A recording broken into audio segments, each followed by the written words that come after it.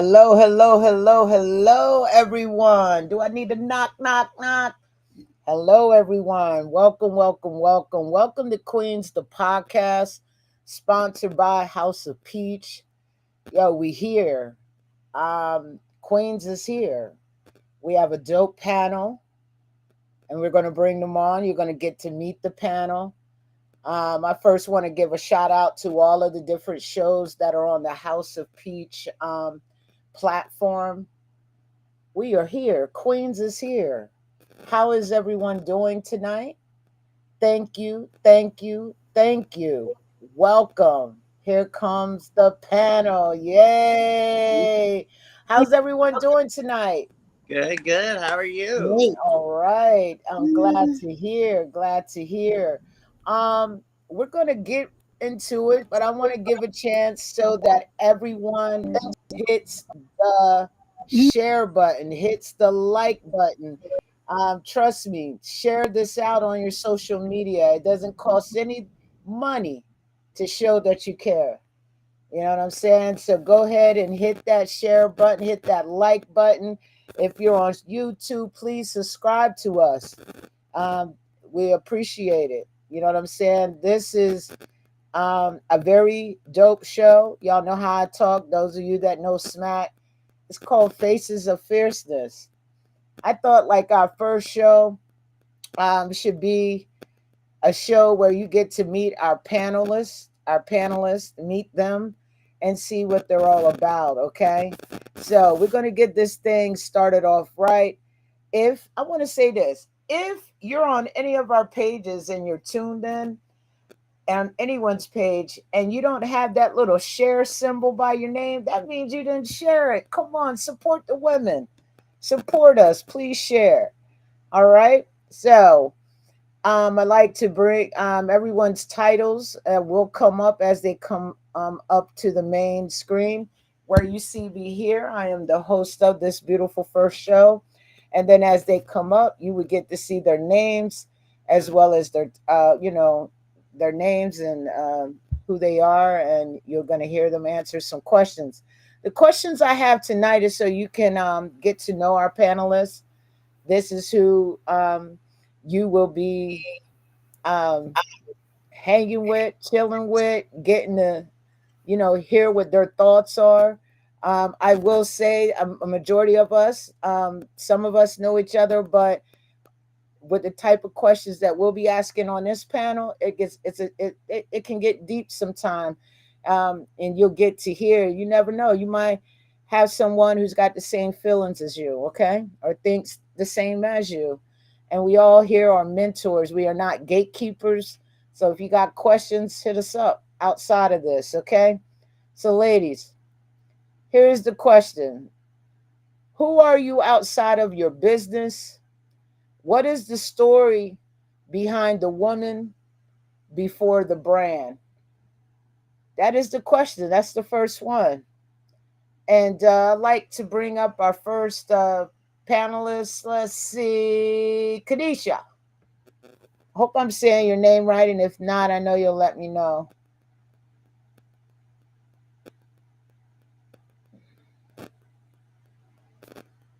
I think she's frozen. Okay, we're going to have to come back to you.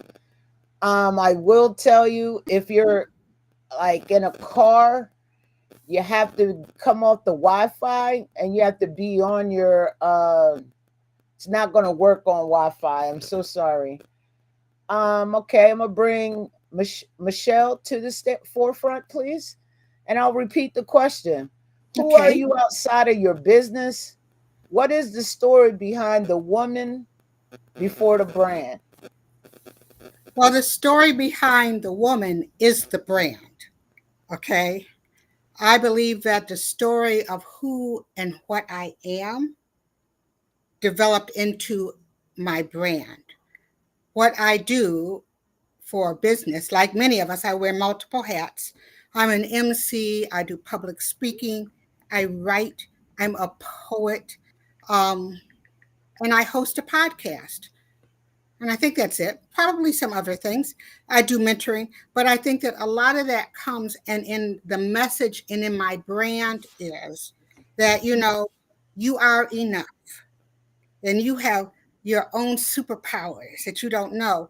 I often tell people who would be surprised that this little girl from the east side of Detroit who left home in her teens, who has an adult son, who's been on her own and taking care of herself since her teens, can go on and be anywhere and do anything and bring a message that will bring people together.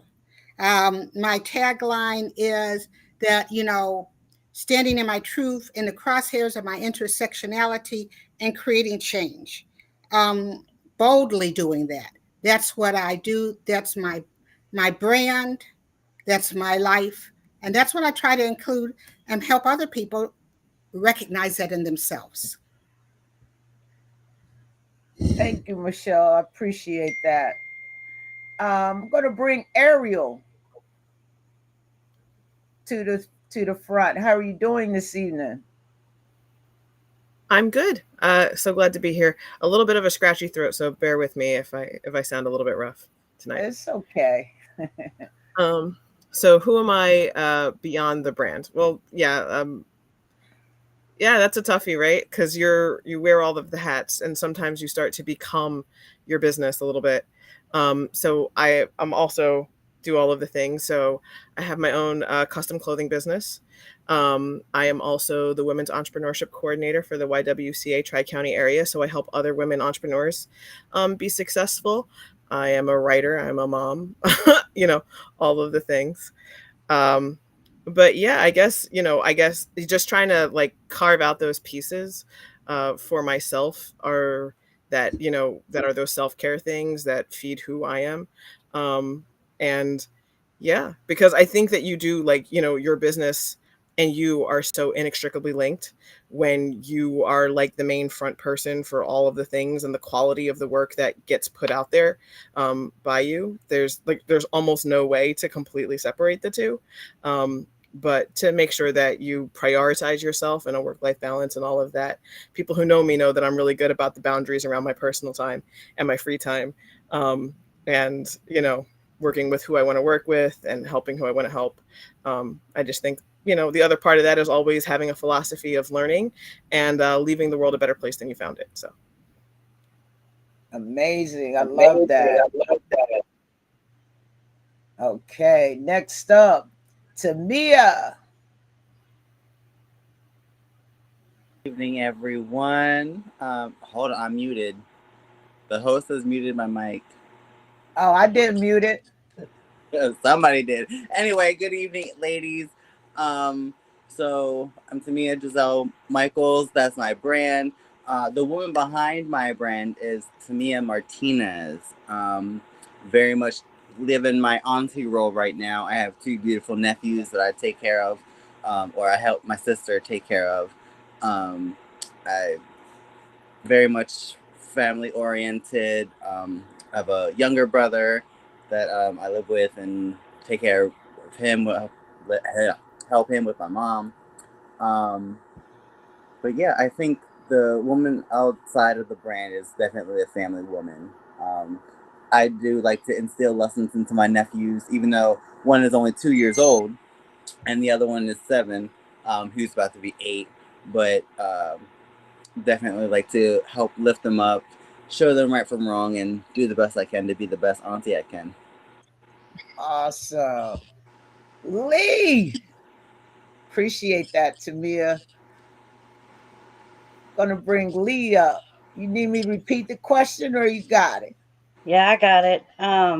So your questions are hard. I just want you to know that you set the questions, and I was like, oh my gosh, this is really like going to dive into things. So, but I love it. I think that women should be more vulnerable around other women. So I'm here for it. Before nonprofit leader, performer, or entrepreneur, I'm also a writer. I was just a kid that was silenced by a world that didn't see or hear me. And I'm a survivor. I'm a fighter. I was nonverbal till I was 9, raised in an environment of abuse. I came out when I was 12. And in doing so, my brother shot me and my mother stabbed me 17 times, thinking that that would keep me from being gay. Didn't work. I build businesses. I found love. I buried a wife of 30 years. I found myself through drag, started working in the community. And so I think that if a person outside of my brand, I think I'm a warrior who decided that pain was not going to define me and that I would define myself with purpose. An amazing story, amazing story. Wow. Definitely want to, you know, tap into that a little more. And, I just want to let you know I'm here for you if you ever need a friend. You know what I mean? Someone to talk to, put that shoulder on. You know what I'm saying? So I'm going to answer the question as well. Yeah. Oh, Kanisha. Oh, Oh, she disappeared again. Okay. That's all right. Kanisha is a very cool person. I've been liking. There she is. Hey, Kanisha.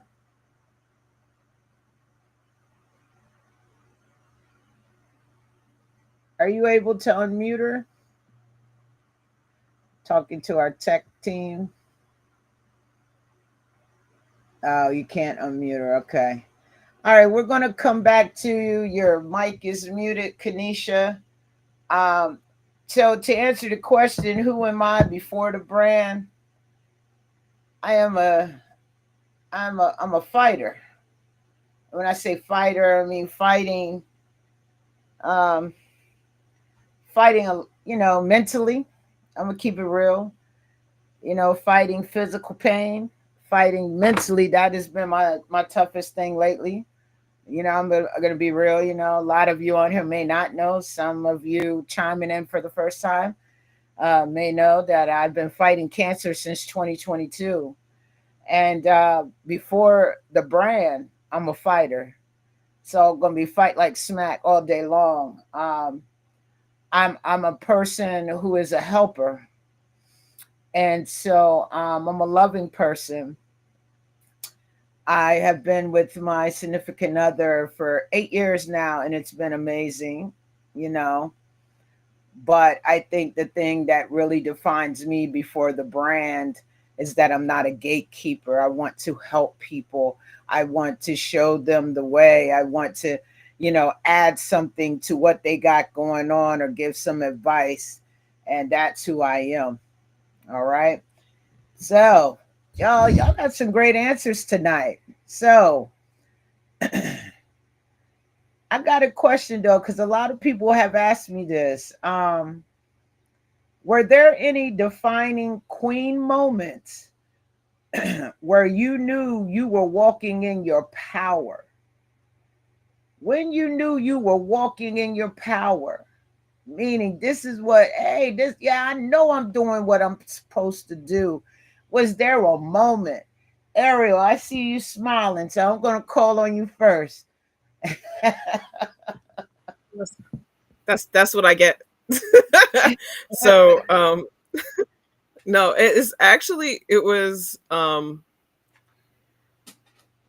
it was after we had a pitch competition, right, for the YWCA. And like I had been running the program like kind of like totally on my own for about like, maybe like a year almost exactly at that point. And we had like 30 applicants and a full room of like women owned small businesses. And like I had never really gotten any feedback from like what I was doing. Like I created that program from the ground up and like just had been kind of like trying to be the coach and the mentor that I needed, and to provide a lot of foundational information. Like, and I really just had to like kind of dig in and like study all the time to get it. And so at the end of that, like everybody who participated was like, I just feel like this was such a great day. I felt so poured into. I felt so uplifted.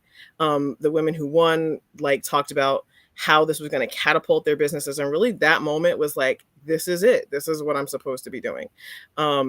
Like the way the community came together to support them, it really felt like we were doing something really important for women, but also in our specific community, where there just is not a lot of support for BIPOC businesses or with women-owned businesses, and certainly not for both. So that would be like my moment where I was able to see my impact in real time and feel it in my heart that that was what I'm supposed to be doing. And you know how it is, like, you know, those late nights, early mornings, weekends, time away from your family, time not sleeping, like it felt like it was worth it in that moment. Wow, that's really great. I feel like you in my head. Did you? What was the name of that? Did you say pitch? Yeah, so we had so I'm a big fan of acronyms. So it was the Be Bold pitch competition. Bold stands for um building opportunities, leading defiantly. That's crazy you say that because in our last executive meeting, well, not our last. This is something we've been planning since the beginning of the year. But I've been asking when are we going to do it, and it's called Pitch Her Purpose. You know what I mean? And it's coming soon, so Mhm. we may be reaching out to you. That's awesome. I love WYCA, by the way. Yeah, we'll definitely give you a call, but it's definitely on Hop's timeline for early next year. So thank you. Okay, Absolutely. Lee, coming to Kanisha after that. You need me to Um, repeat the question or you got it? I got it. All right. So I think a moment that stands out for me is one day I was at a networking event. I started looking around the room and realized that I was one of two women in it. And I thought, wow, that was kind of a weird situation to be in. So I watched the men just uplift one another constantly, like, yeah, you got this, and I'm gonna help you with this, and let's go golf and let's go do this, and I got somebody that can help you. And I saw the only other woman in the room just kind of stand in a corner. She just shrunk into the wall. And I was like, oh, that kind of sucked. And I knew then that Changemaker needed to be in rooms that they didn't belong in, and I was going to make it a purpose to make sure that I did that, and not only a purpose to be in the room, but to open doors for others to be in that room as well. So if I was told that somebody couldn't do it, I was like, okay, cool. I put myself on the docket. I made sure that I was going to have time to speak, and then I would leave the room and let somebody else speak for me. So those were defining moments for me, to be in rooms where they are mostly men, and making sure that I'm no longer silent, but that I'm the force that they have to reckon with, and that they realize that my presence is a revolution for all women. Oh, I love it. Yes.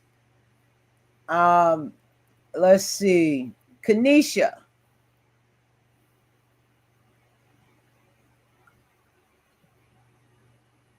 you gotta hit that microphone there. You're muted. Okay, we'll come back to you, Kanisha. You're muted. We can't hear you. All right, we're gonna come back to you, Tamia. So, a defining queen moment for me. Um, for those who don't know, I'm an entertainer and I'm also HIV positive. Um, Being an entertainer kind of sets a stage for for you to access other individuals to um, share your life struggles and reach out and give hope to those who probably are hopeless. Um, but with that being said, being out to one of my shows up in Wilmington at Crimson Moon, um, we had our annual Miss Gay Wilmington pageant, and I was just out there speaking, and I guess I was really stalling time, so it wasn't an intentional thing, um, which I think kind of makes it more of a magical queen moment. But in that stalling, I shared the story of me being HIV positive, and even though I have a supportive family and a supportive social group, that it does kind of struggle with this alone. I have to struggle with this alone. Reaching out to those individuals who are in the audience who are also HIV positive and even younger generation, it kind of made me feel good in admitting that little bit of vulnerability. And, they all accepted, or they still accept me with open arms, regardless of the stigma that they say against HIV. So that probably would be my moment. Ah, that's what's up. That's a powerful story right there. I wish I was there with you. It was definitely a fun moment. Not gonna lie. Went downstairs, cried a little bit with them, because they had just recently been positive. I think maybe 2 years at the time, so it was still fresh, and I still remember when it was fresh news for me. And I mean, even to this day, I still have moments where it's unreal and I get emotional. So to share a moment and let somebody know in this world where sometimes we feel alone, we aren't actually alone.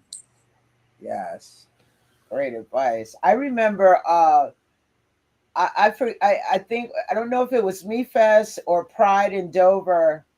I remember you coming up to me and the passion that came out of your voice about what was about to come, with this new president possibly coming in, and you were sharing with me a lot of things, but the passion that came out of your mouth, I don't know if you remember me telling you it's time for you to find other people who feel like you do, Tamia, and let your voice be heard. Do you remember that? I do, and it was Me Fest because I think we had shortly after Delaware Pride, um, and I had just got done performing, and I think it was a small crowd because it was just still the early morning. But yes, I do think that it's come to a point where when you find the people like you, don't shun them away, pull them in close, because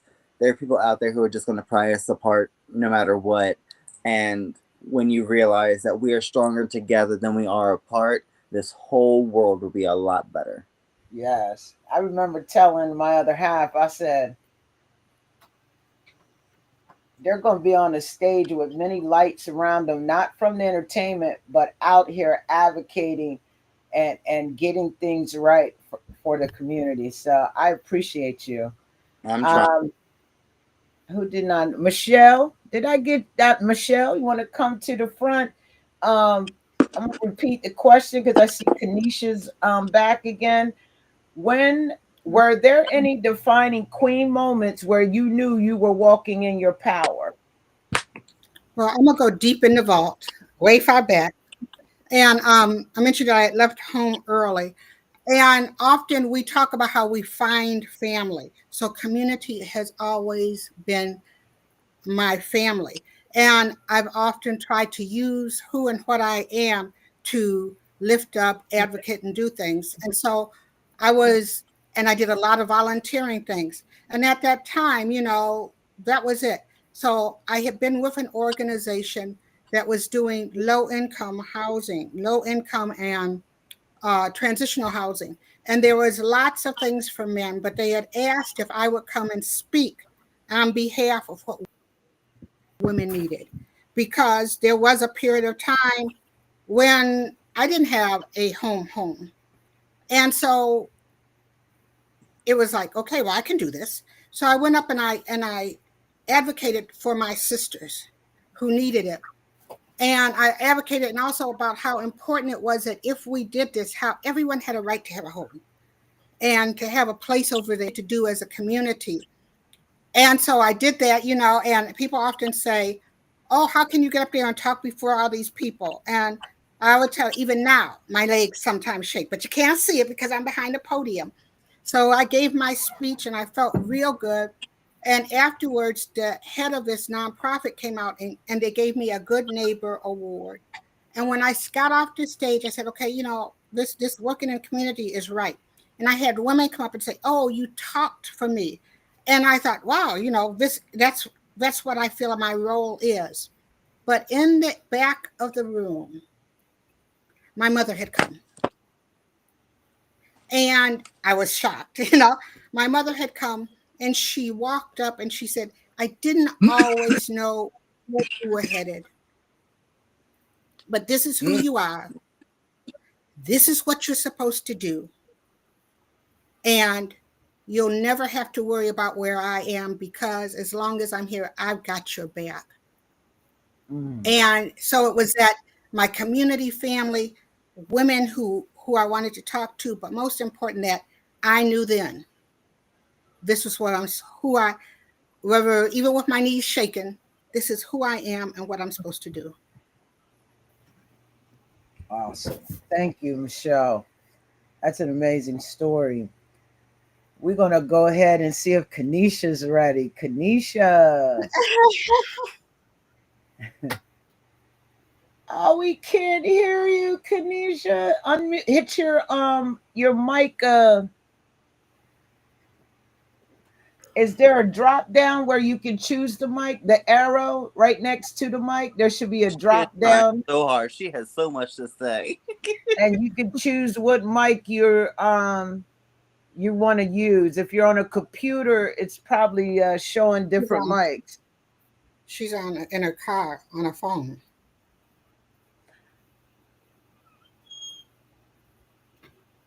She's on her laptop. Oh, she's her phone is to the side. Okay. A phone? There should be a microphone at the bottom, and there is a down arrow. If you hit that down arrow, you have to choose the microphone you want to use, but you also have to hit allow. If you're on Microsoft Edge, it is not going to work, and you may have to go into Google Chrome or Firefox. And also, I'm seeing the tech person said, turn up your sound on your computer.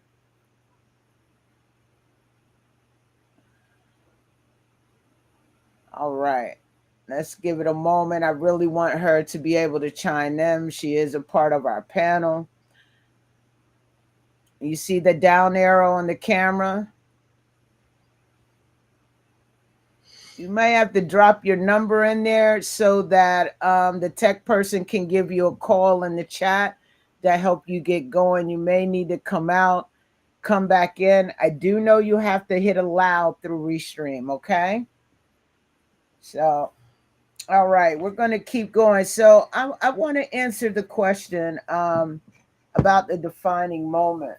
I want to say...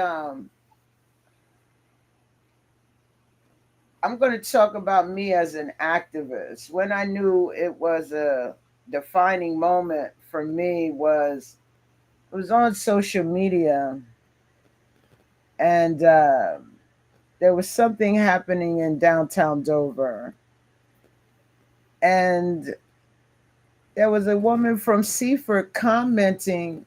Back then it was probably about, I don't know, probably about 10 years ago, y'all. I'm going to be honest with y'all. 10 or 12. Oh, is that Kanisha?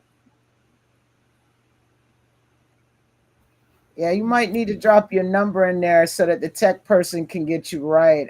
You're not coming through. We can't hear you. But it's about 10 years ago.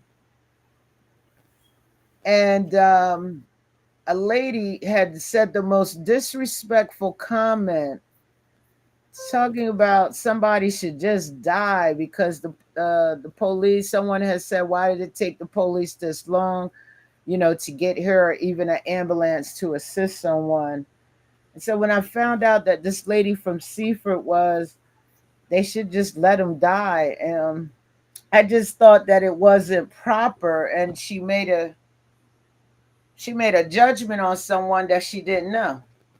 So, me, I went raped her page and found out she was a dispatcher for the Seaford Police Department. She's the person you call her, and then she'll decide whether you need an ambulance or not. I'm like, whoa. So then I just kept watching her page for a little while, and then,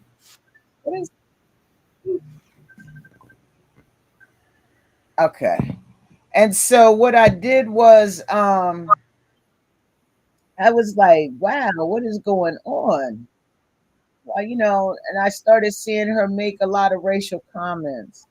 And so I started up a petition, and at that time I had a radio station it was called Below the Surface Radio.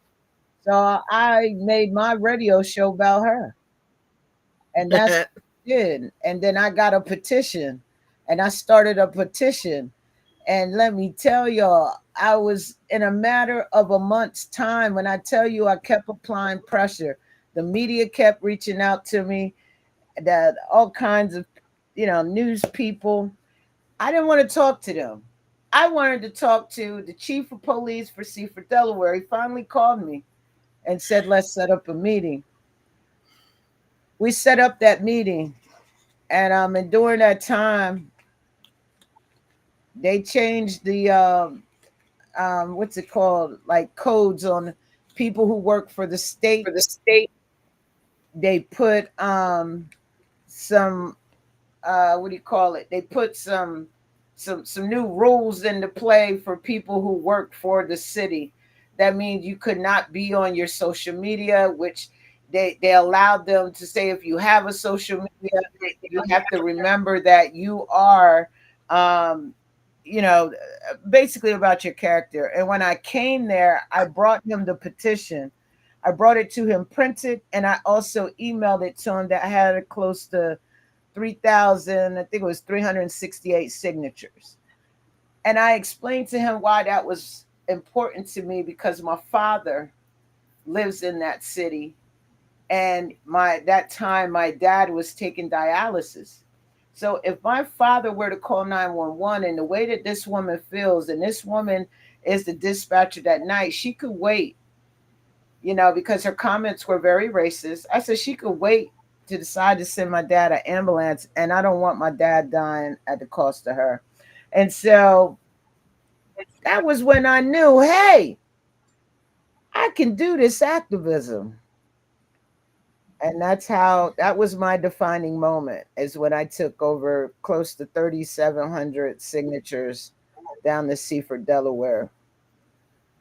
And because the chief made good on his word, I didn't even go to media about it. They just knew about it, saw it on social media, but they never got an interview from me, because the chief did what he said he was going to do. And she was reprimanded. She no longer works Yeah. there anymore. And that made me feel good. No, I don't. No, I Oh, don't. I'm on my laptop and I'm on my phone at the same time. oh, we Oh, can can hear y'all hear you, me? Keisha. Oh, Yeah, hey. right. Hey. So let's let you get in We here and hear you. answer this question. What was Okay.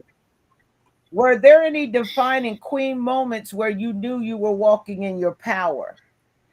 Any defining queen moments? Let's see. Any defining queen moments? I would say my health is a really big thing for me. So one of my defining queen moments would be the day that I realized that I put my Crohn's disease in remission, going all natural, and that was a blessing for me to be able to do that with the help of my doctors, but as myself with learning how to be natural and holistic. So that was one of my most defining moments, to just be able to tell myself that I can do anything that I put my mind to, and that I am capable of healing my own self.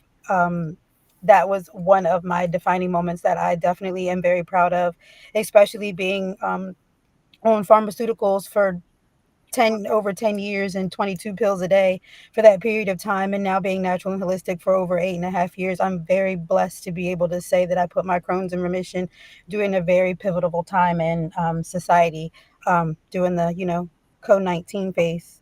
So I'm very grateful for that. Thank you. I know since you and I became friends, I've been learning a lot, and I've been hitting up my good friend Zoe Patchell about some of the stuff I see on your page, because she's usually my go-to. Because with me fighting cancer, I'm trying to do that natural thing too, but I'm still going to take my chemo.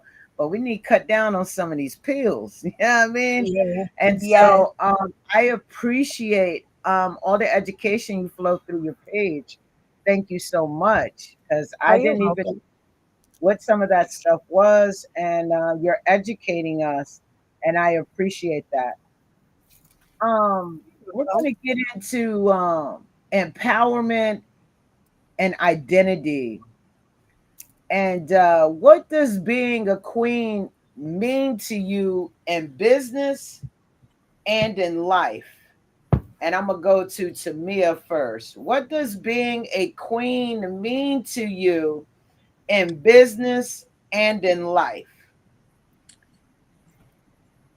First and foremost, to be a queen in life, to put yourself first. Um, just as they say, like when you're in an airplane and something were to happen, oxygen mask come out. Put the mask on you, because without you, how are you going to save your family? I think that is definitely one of the biggest queen traits that any one woman should have, because we are always putting our families first. We are always putting our children first. And I understand that, you know, it's a wrong thing, but at the sometimes we put ourselves too far back that we forget about ourselves. And that's, I feel, is the most defining thing any queen can do, is when she puts herself first, she wears her crown and wears it proudly. um as far as the business goes, being able to handle the business just like any other man could. And I feel as though there are plenty of women out there who are capable of doing a lot better than what the men have done. I think it's been proven time and time again, and that's why I feel this current political climate we're in is because it's proven that the men are getting scared, that the women are having voices and getting stronger and louder. And hey, if they were married to us, and they know what it's like when we start raising our voices and getting our way. um, but to be able to hold your own and not back down when you know that something is truly right, when you know that in your gut and in your chest that what you're doing with your business is meant to encourage, it's meant to build, it's meant to provide, it's not meant to knock down or destroy somebody's home, it's not meant to keep people away from their families just so that the person can build a buck. But true, genuine love and compassion that I think only queens have.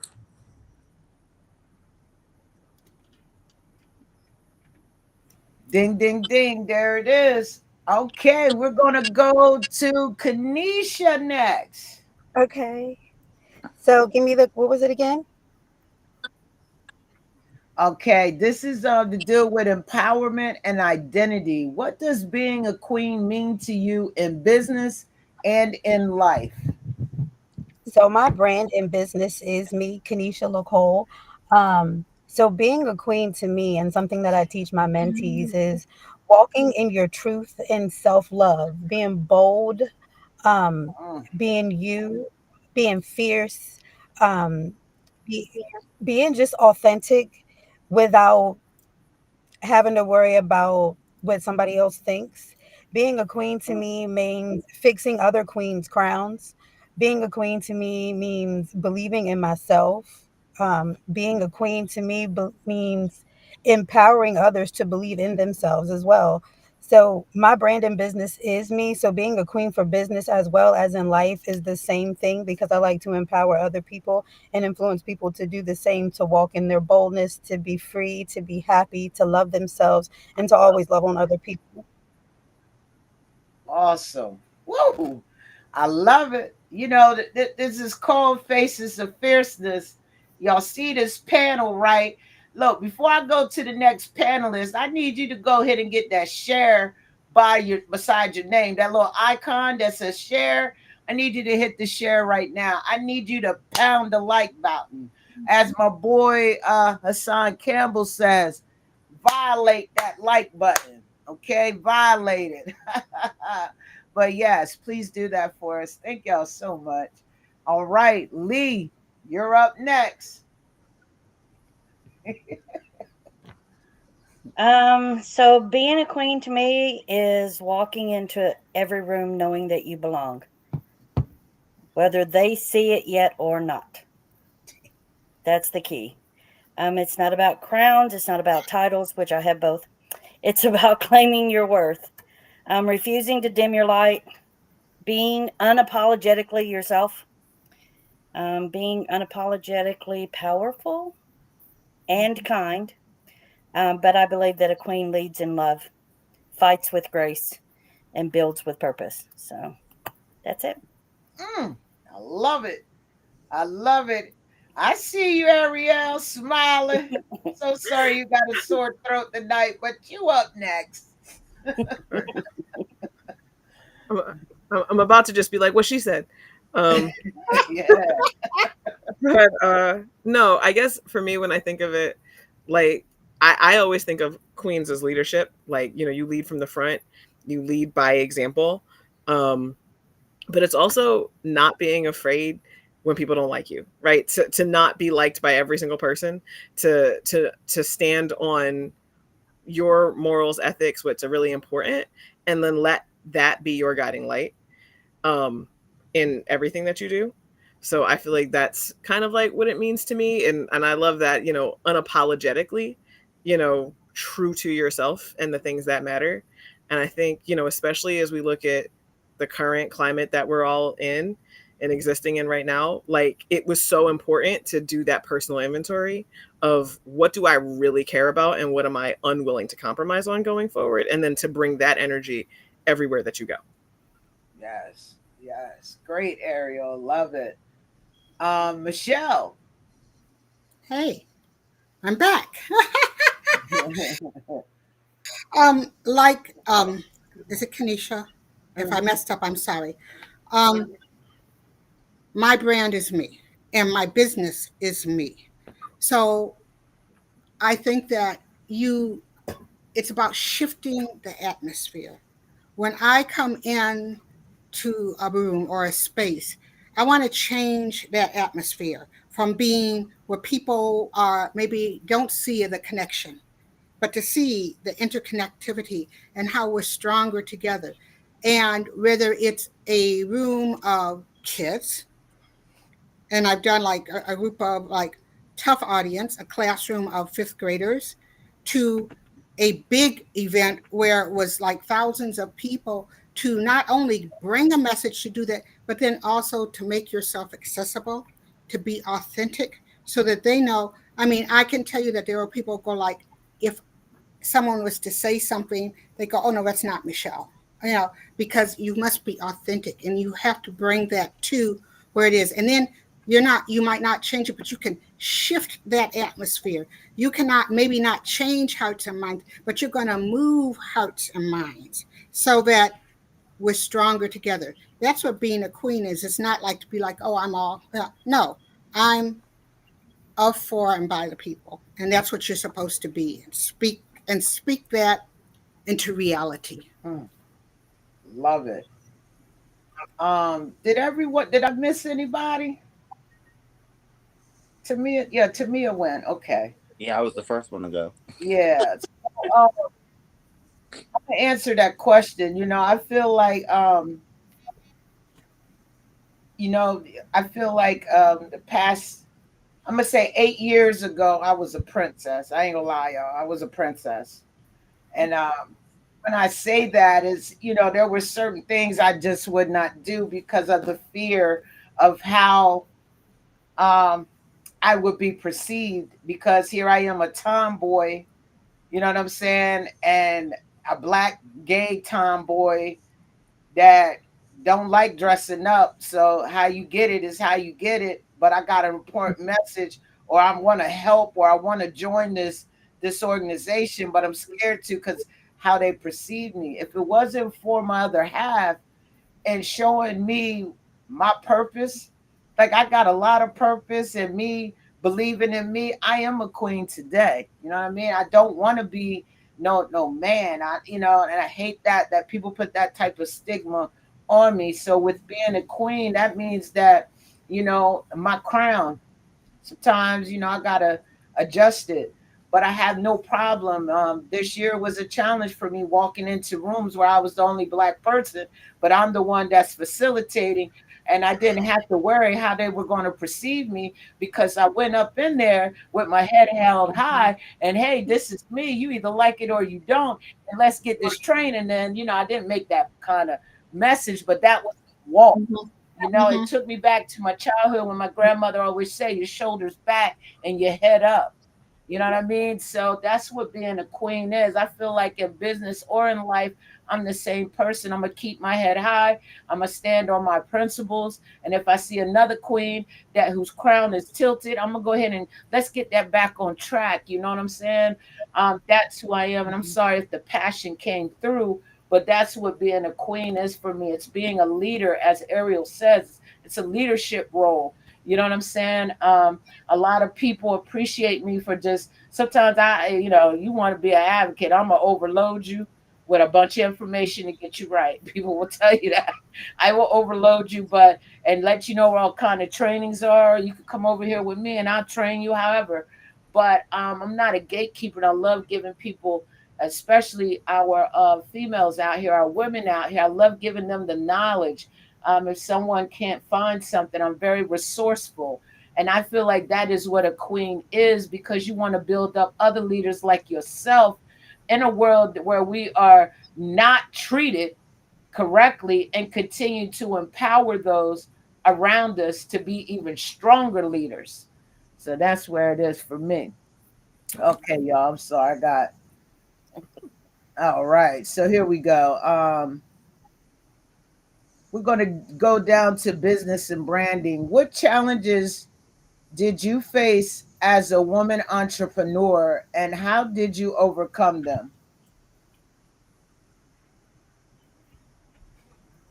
And I'm going to bring Lee to the center. I knew you were going to start with me. So, this one was hard. I have a hard time. I'm like Smack. I'm more masculine than feminine. So people don't quite see me as a queen. So all the questions that were coming as queen, queen, queen, I was like, you know, having a time of like seeing myself more feminine than masculine. So here goes. Trying to be a queer woman, a drag performer, a comedian, a writer, a survivor, a nonprofit leader, all in one. Well, that in itself is the challenge, right? It's being all the things that are outside of what people consider the norm. So I've been underestimated, talked over, dismissed more times than I can remember. But I own my own narrative now, and by doing that, I stopped waiting for people to give me a seat at the table and just started building the tables to sit at. That's what's up. I like that. Mhm. I'm going to go to Mhm. Kanisha next. Okay, so one thing that I guess I've faced being a woman in business and how I've handled it. Um, my business is I'm very different and I'm very eccentric. So I'm a firm believer in loving on people and I'm a very spiritual person. So I lead by love and lead by energy. And a lot of times I'm looked at as someone who cannot complete the task. Like I can't, like I just don't fit in. I can't do it. It's just not going to work. People don't believe me. And one thing that I've done is stuck by what I believe in, which is myself being a queen. I believe in myself first and foremost. And I have chosen to keep pushing forward and to keep pushing forward, regardless of what anybody thinks. Point blank, period, has made me feel and made me be such a better person in business and in life. And that is how I've conquered it by just focusing on the love I have within myself.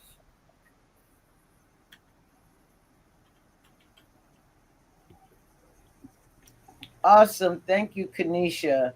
We're going to go to Michelle next. Okay.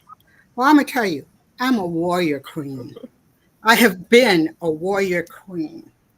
And being a warrior queen, what I have hit is I've been not black enough, too black, the only female in the room. We're not having doing people wanting to hear your voice, and people seeing the things that I do and want to put me in a silo. I have spoken before groups of many women. Of all races. I have spoken before mostly white women. I've spoken in classrooms. I've been to the White House and talked with presidents. And what they do, people often they think I'm going to come in and, well, okay. And yeah, I often come in with a girly look because that's me. And I am unapologetically me. And so, yeah, I might come in, but don't forget that I am a warrior queen.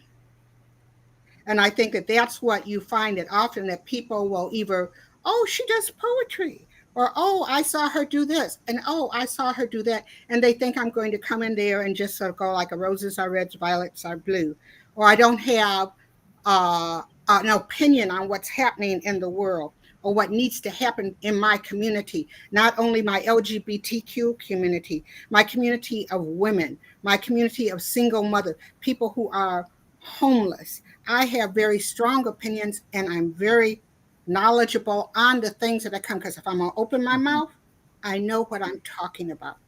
And I think that when you walk in the room as a Black and say, I am a Black queer woman and I stand behind every bit of it, you have to be a warrior. You have to be ready for the fight. And I'm ready for the fight. Awesome. Oh, I love it. Okay. Ariel, you're up next. So for me, where I struggled as a woman was always like people trying to diminish, like what I'm doing, like that qualification thing comes up a lot. Like, are you qualified to be here? How did you learn to do this? That kind of stuff.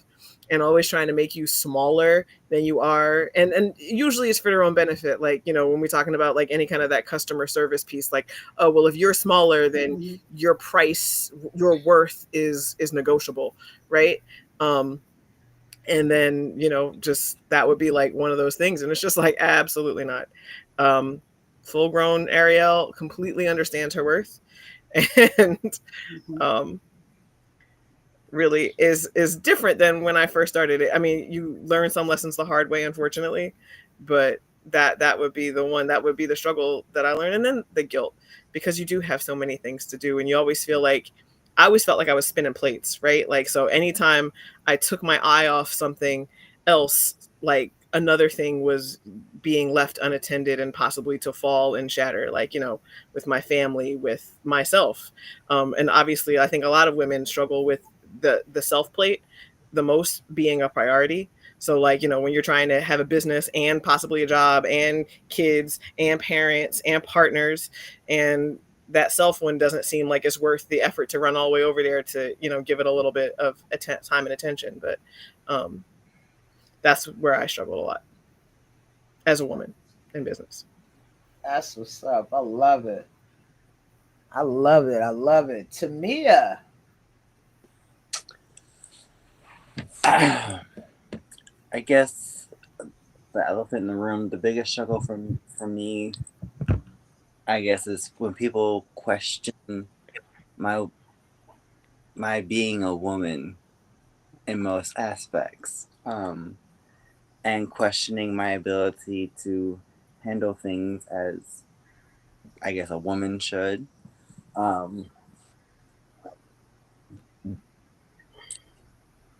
Being trans, you're already born on the wrong foot. You have to fight different battles just to feel comfortable in yourself.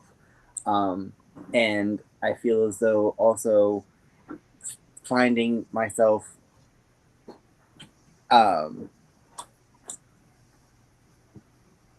I have my nephew right here. Go decide. As I kind of struggle with advocating and having affirmation in me being a woman, it does kind of hurt when you have people questioning just how much of a woman you are by simply opening my Mm, mouth, because I understand that my voice is a little deeper. I might look like Betty and I sound like Barry. I get it. Um, but it does hurt when you have just the person who you know, or the person you know you are meant to be, is questioned from everybody just on the simple basis of their mhm, small mind, when they can't open the capacity to mhm, realize that some things don't have to go or get done the same way you do them. And I feel as though being a queen and battling struggles of identity, you have to realize, like, to clean a house, it doesn't have to be cleaned a certain way. To run your life, it doesn't have to be run a certain mhm, way. You Right. find your mhm, own way, you find your own walk, you hold your hair up, whether it be no hair at all, or you have a full on 18-inch crown like I have one. Um, it's mhm. just the struggle of finding and affirming who you are. Awesome. Okay, I thank you for sharing that and being so transparent with us. To me, I love that. I think people need to hear that message. Thank you. Absolutely. I'm going to go to the next question. And this is a great question. And this is still in the business and branding. What advice would you give to women trying to turn their passion into a profitable brand? What advice would you give to a woman trying to turn their passion into a profitable brand? I'm going to start off with Michelle. Oh, cool. Well, I would tell them, first of all, there's nothing wrong with the words hustle and grind. Okay, because if you want to make it your business, you're gonna have to hustle and you're gonna have to put grind and put that work in. And you will have to make some sacrifices, and you do have to balance what matters, what matters. And that, and I always tell people, always have some way to communicate what you do, either a business card, have it on your phone, because you never know when the opportunity is going to be there, and be able to switch on that dime and to know and to tell someone what you do. I mean, when I started to write, I would go like, well, I do this and that. But once I claimed that what I was going to be, if you ask me what I am, I'll tell you. I'm an MC, I host a podcast, I write, I public speak. You claim that, and that is who you are. And when someone have your, what they used to call the elevator speech, have that ready, because you always need to be on your grind and on your hustle. Don't look for, and more people who are going to smile in your face but don't have your back. And most importantly, if someone wants what you do, ask for money. And I know, oh, give me some money. Not, you got to say, oh, if someone asks, says, Michelle, I'd like for you to come and speak, I say, what do you have in your budget for a speaker? I value myself. Yeah, there's some things that I give away, I'm going to do because I believe in it. But sometimes put a value on what you do and your service, and don't be ashamed to ask for it, because you're worth it. I love it. I love it. Next up, Lee. So this one was the easy one for me. Get clear on your why. Protect your boundaries. Remember, passion alone doesn't pay the bills. Be strategic. Align yourself with mentors. Do your homework. Don't be afraid to oh my god, I can't even talk now. Don't be afraid to ask for money for what you're great at. How's that? And your story is Mm-hmm. your brand, and you have to share it boldly. Can't be afraid to share it. Align yourself with Ariel Baker because she runs a program called the We 360, which helps women entrepreneurs start, sustain, and grow businesses. And then become a member of Muse, which is mentoring and uplifting strong entrepreneurs which is a program through Changemaker, which is a nonprofit. Both of those programs are free for women to join. Thank you, Lee. Thank you, Lee. All right. Some great things. I hope. Oh, but before we go anywhere, can everybody that's tuned in hit the share, subscribe if you're on YouTube, and hit the like button and share it. Get shared by your name. All right. I'm gonna go to Kadisha. Okay, so what I would say is for your brand, because my business is very, I would say my business is very difficult for people to understand, where I'm very natural and holistic. A lot of people don't believe in the things that I do. They're starting to pick up. So I would definitely say one thing is to always, first and foremost, everybody has given great points. So I'm going to start from the beginning, because what they said is what I'm going to say, what needs to be said before all of that. Love what you do. Um, so therefore, there is that passion behind what you do. So you're not tired of what you do. It's not going to be a job. It actually be something that you're interested in, something that you're passionate about, something that's going to lead you into a place of maybe leading other people into being the best that they could be. Even if it's not that, at least you can lead other people into the best role, or whatever particular service that you provide can be done the best way that it can be if you love what you do. So, being that everybody said everything already, I'm a firm believer in loving what you do for it to be a business, for it to thrive.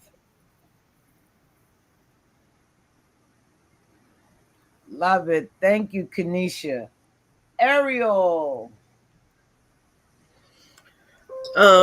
So for me, what comes up for me and us a lot is people getting stuck in that ideas phase and not getting to that planning phase.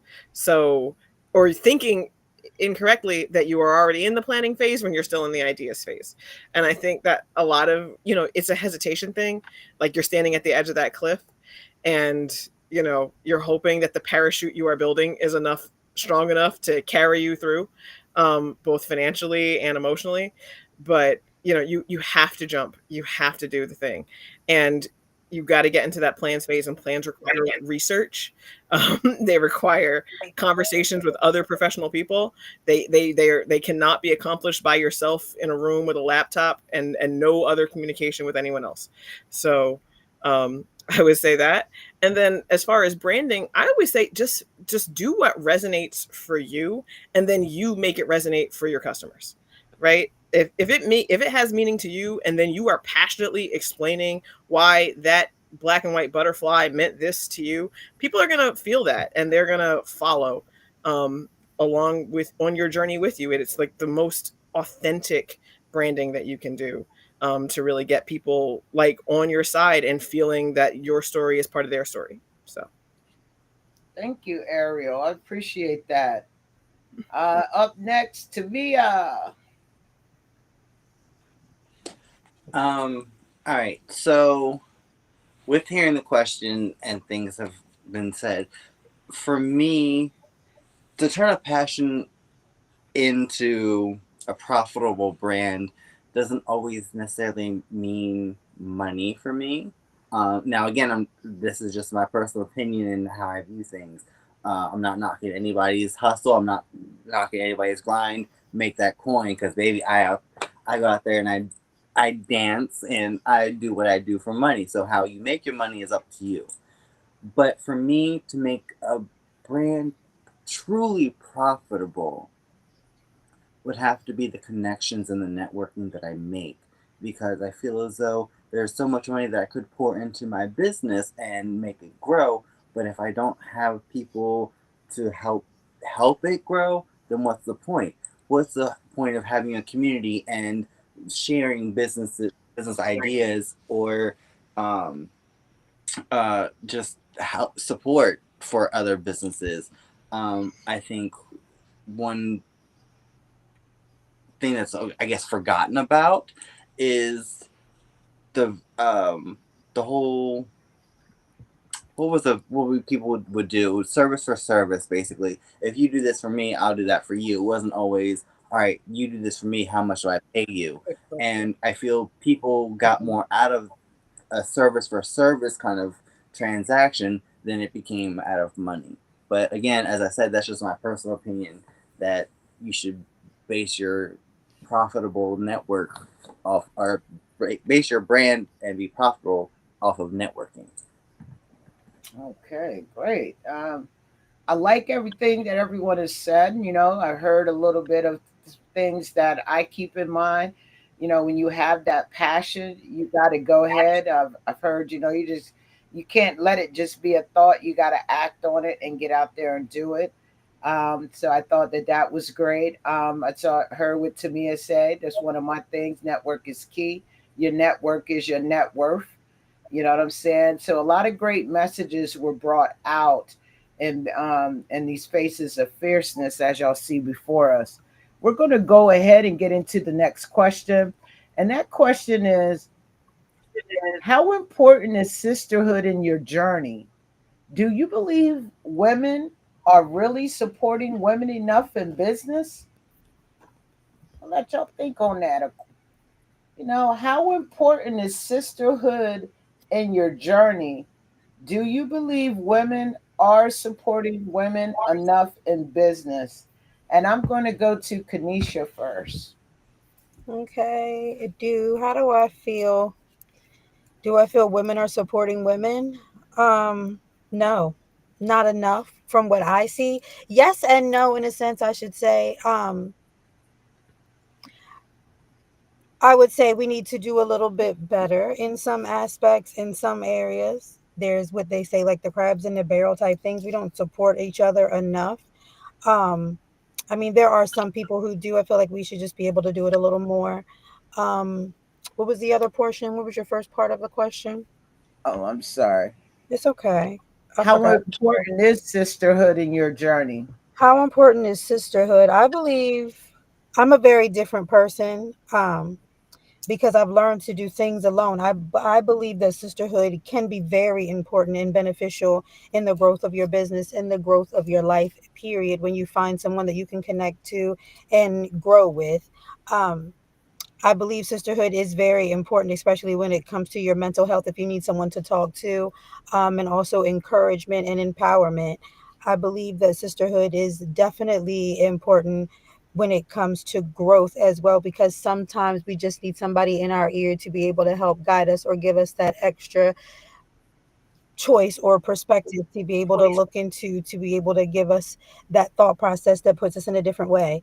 Um, I definitely believe we could do better with supporting each other, but I also believe that there is some gaps there between, how sometimes there's that mentality where people look at people funny because they look different. They don't sound like them. They don't do the things that they do, and they don't agree with them in a certain Hmm. sense. So I believe we need to break that stigma and just support people in general with love, regardless of, you know, as long as, it's not anything like aggressive or anything like that. I believe we need to support each other more. That's just my thought process because I think a little differently because I've always done things alone. So having a sisterhood or something like that is very different for me because I've never had one. Mm. I love it. Thank you for being so authentic. Thank you, thank you, thank you, and transparent because I'm pretty sure there are other people who feel that way. Thank you. Ariel. Um, so I consider myself to be like a connector. So I would say sisterhood is so important to both my work and my business success. A lot of my, like, when I started off kind of hustling, but really, like, so many of my customers are word of mouth and like passing along and like giving me flowers and supporting me on social media. So, and I mean, enough is a tough question, is a tough word to define. Like, what is enough? Like, are we all out here always helping each other like to the fullest extent of our ability? Maybe not, but I do think that women are out here helping each other, supporting each other, showing up for each other. I feel like I see that so much more now, especially as, you know it's become really apparent that we are deciding kind of, the fate of our country and the economy with our dollars, and people are being so much more intentional about how they support women owned or BIPOC owned or small, like, other small businesses. So I think that those things, I think that sisterhood is incredibly important, and I see it in action all the time. Um, yeah, and certainly very important to myself and my work and my business. Thank you, Ariel. Appreciate that. Um, Michelle. Well, I think that sisterhood is important. I think that sometimes we don't do as good a job as we could. And some of the things, like, you know how you say how this group doesn't talk to that? One of the things I think that is important is that we support each other. And but not always like, oh girl, everything authentically. I think that sometimes it's important that if you walk by a woman and you see she's struggling, you do something that you can do to help. That you can tell another woman, you know, you look nice. I like what you got going on.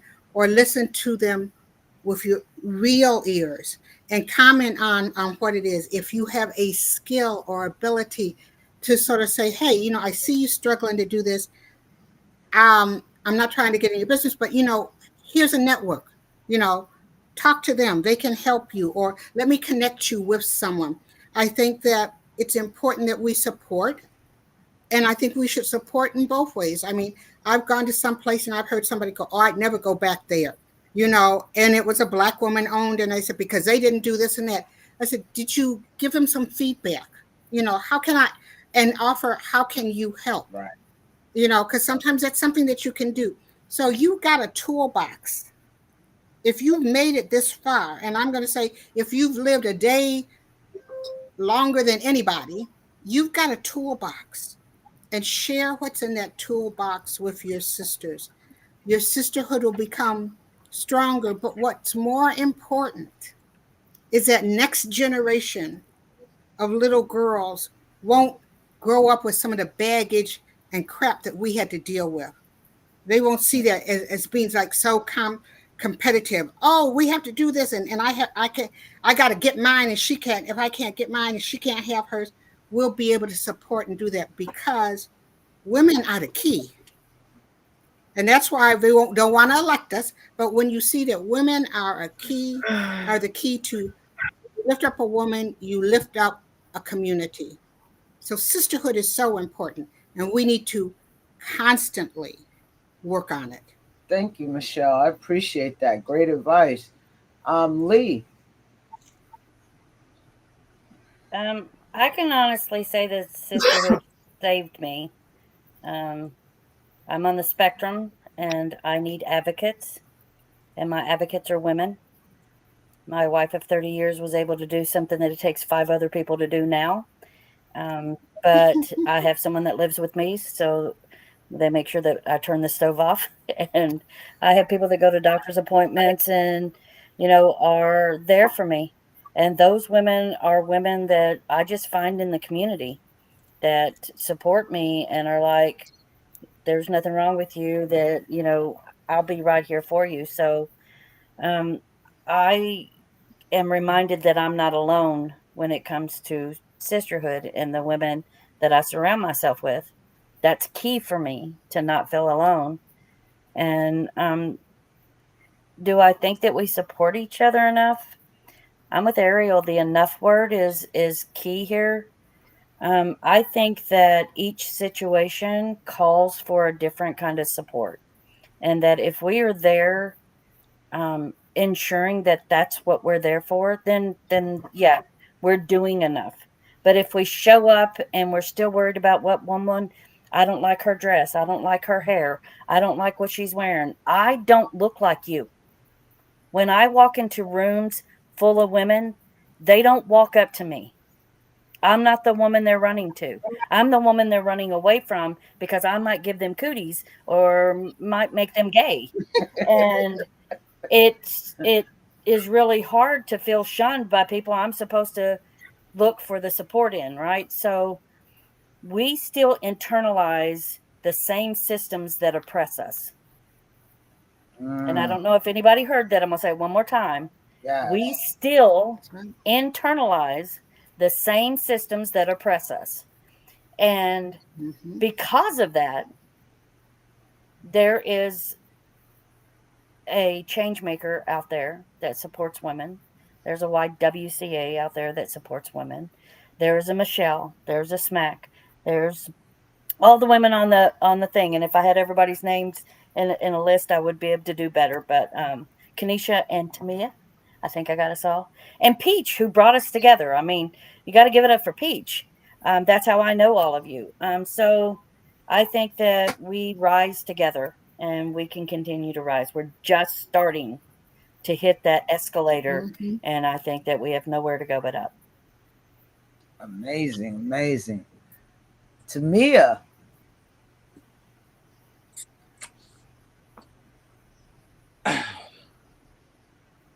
So how important is Is that a this? giant zipper?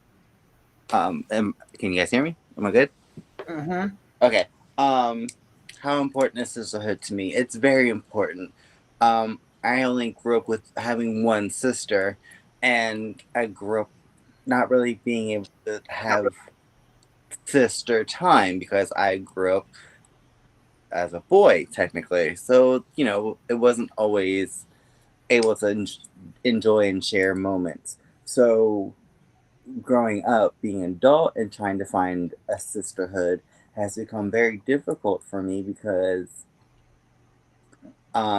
being an entertainer, being surrounded by mostly the gay community of the gay men community, um, they definitely like to be a little bit more catty than the lesbians and the non-binary individuals that I've come across. There's also I've noticed a lot more jealousy because, and I say this very lightheartedly, the if that's even the right term, but the sense of how confident I am being um, about myself, I feel as though makes a lot of other cisgendered women uncomfortable because, as was stated, a lot of the things that were already set in place to oppress us have done their work, and it's working even to this day, unfortunately. Um, but do women support each other enough?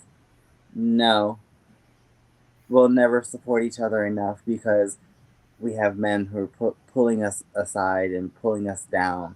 We'll never be able to truly support one another because you'll have individuals who are too scared to step up and they are silenced. You have women who are, uh, I guess, too quiet and won't speak up.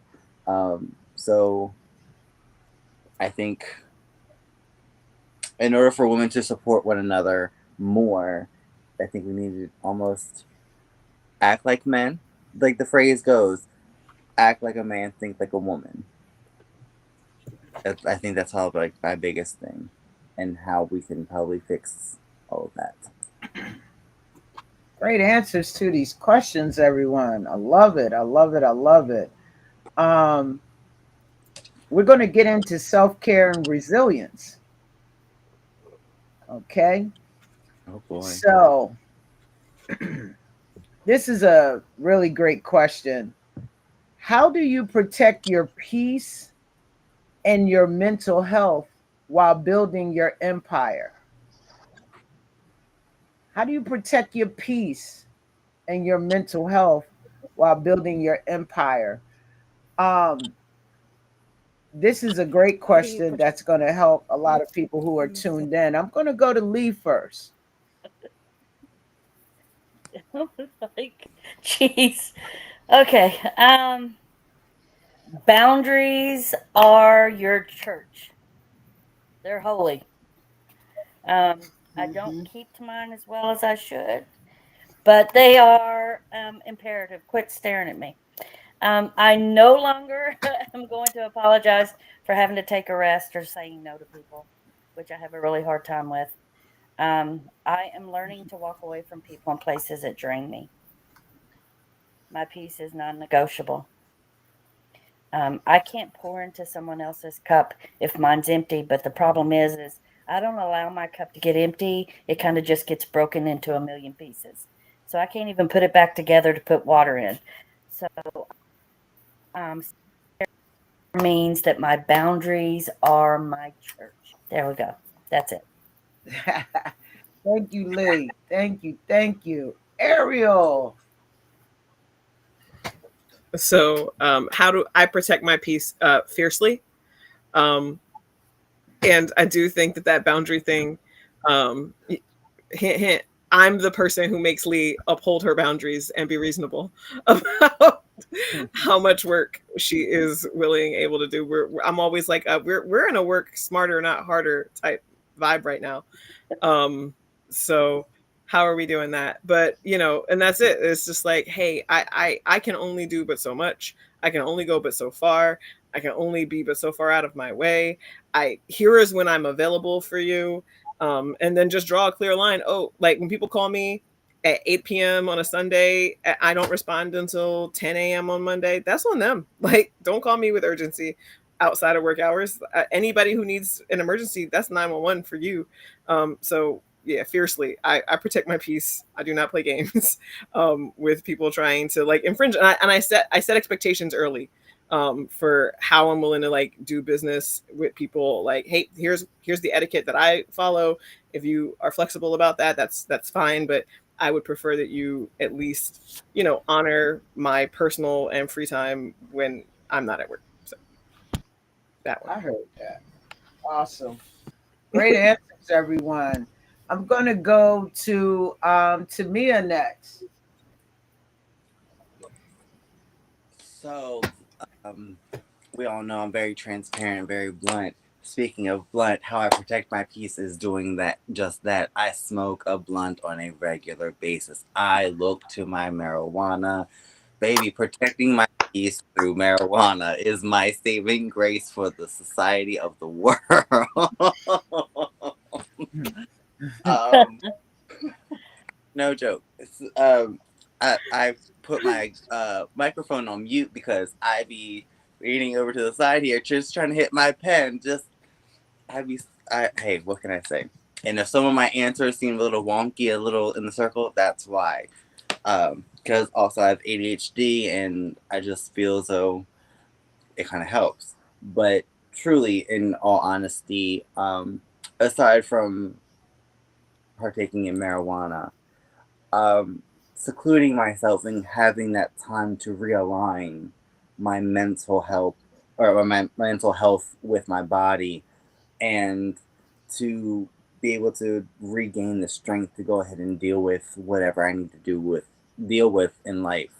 Um, I feel as though it's a great learning experience when you can seclude yourself for just a little bit, um, and really test yourself. Test yourself on like true strengths mentally, what you're capable of doing by yourself.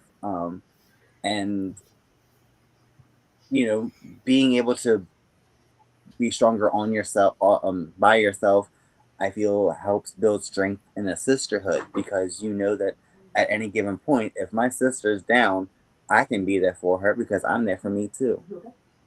So that's just my opinion.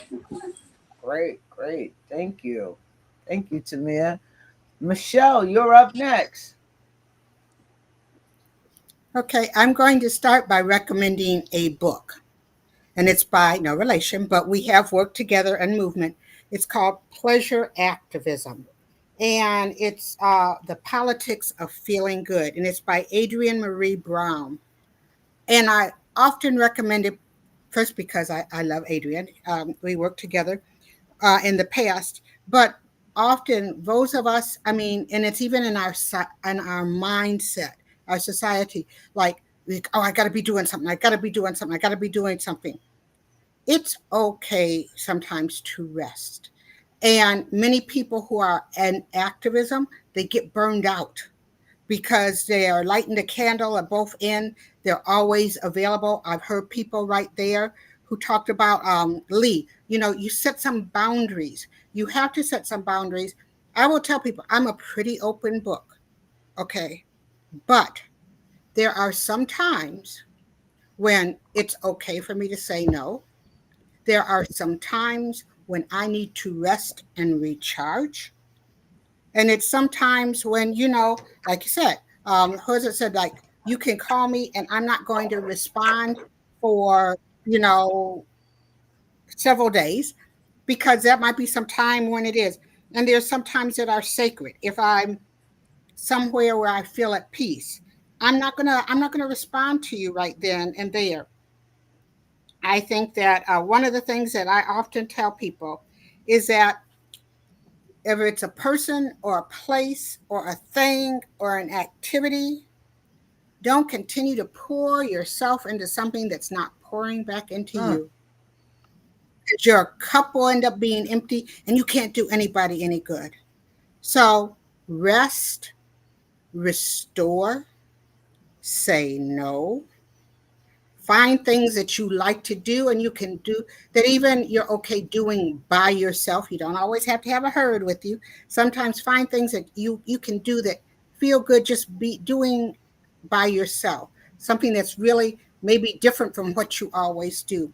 But make that sacred place, like make that sacred place where when you go in there, that's your time, and you're rebuilding, you're respiriting, you're filling your cup, and then you can come back out and do it. But make that space unapologetically. You got to come, oh, I didn't call back because I was doing it. No, unapologetically. The world's not going to end. Awesome. Okay. And I love that response, Michelle. Thank you very much. Next up to the center is Kanisha. So the question was, how do we as a person kind of like deal with like making peace? Is that my thing that I'm kind of getting at? Yeah, it says, how do you protect your peace and mental health while building your empire? Pretty much it like, if you know me, I'm one of those people. I've learned, it sounds rude, but I don't care. I care, but I don't care. Like, I love you to pieces, but I had to learn to fall back from things in order to protect my peace so I can heal, because my health is very important to me. And with my nervous system, it can change a lot mentally, physically, emotionally, and emotionally. So I've learned to literally not care, but love you to pieces. Like, I love you, but there's certain things that I just can't care about because my mental health matters to me. Um, it is very key to my health. With fibromyalgia, um, you have to deal with so much on a daily basis. I have to learn to tell myself that it's okay to walk. I have to tell myself that it's okay to eat. I have to learn to tell myself that every day that it's okay to keep going, because the pain is unreal. And if I were to let someone else's negativity in my mind change my day for what I'm feeling, it's just going to mess up my whole nervous system. And I don't got time for that. So I love you, but I don't care. Like, I mean, like when it like was it Ariel said like she has a time frame. So sometimes I don't respond in a timely fashion, but that's because my mental health is not telling me in its a state to respond right now. I want to give you the best version of me. So in order to keep my peace for my mental health, in order to make things possible for everybody that I'm trying to pour into, positively, is very important to me. So I care, but I don't care. I love it. I love it. A lot of you have said a lot of things that I apply to myself and that I follow. So I just want to say thank you, thank you. We are going to be wrapping up here in the next 29 minutes. We are getting to the last of our questions. Make sure those that are tuning in that you do tune in next week at 8 p.m. We will be doing a recap of the show with some special hosts, one being Peach, also Angel, and myself. So I want to get into vision and legacy. And this is something that I feel is very important and that women need to hear more about. And here, when we're talking about the faces of fierceness on our panel, I think it's very important that our viewers get an answer on this one. So y'all ready? If you could give your younger self one piece of advice, what would it be? Now I know y'all heard this at a team meeting, at a as a breakthrough question, icebreaker. If you could give yourself, your younger self, one piece of advice, what would it be? And I'm going to go to Tamia.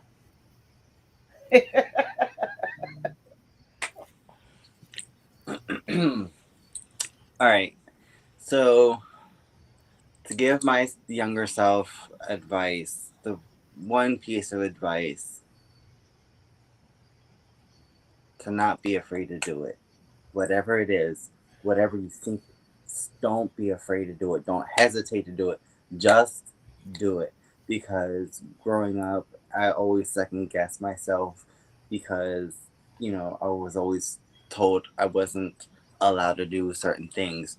Being a boy, wanting to be a girl, playing with Barbies and things like that, you're always told you're not allowed to do something.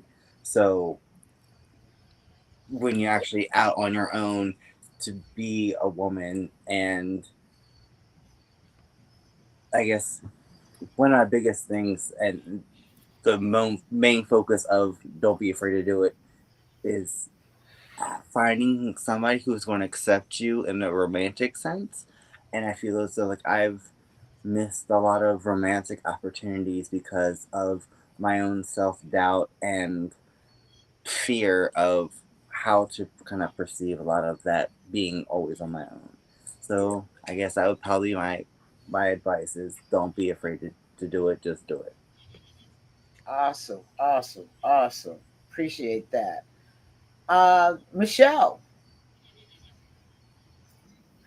Um, well, I would tell my younger self to see the world, see more of the world. Um, what we have here in this country is not the end all to be all. And I've seen a few other countries to know that, and to see the role of women and to see what we could be and to connect with myself as a member of the African diaspora. We're more than just African Americans. There's a diaspora of people of African descent, and there's a history in that. So that's what I would tell my younger self: see the world. Awesome. Thank you, Michelle. Ariel. Um, I would tell my younger self that you don't have to prove anything to anyone. That you are good enough as you are. I struggled with that a lot um, when I was like both growing up and like you know deciding what I wanted to be when I grow up, which I assume will happen any day now. Um, but yeah, I would tell myself that you're good enough as you are, and you don't have to do anything else. Awesome, Ariel. Kanisha. I would tell my younger self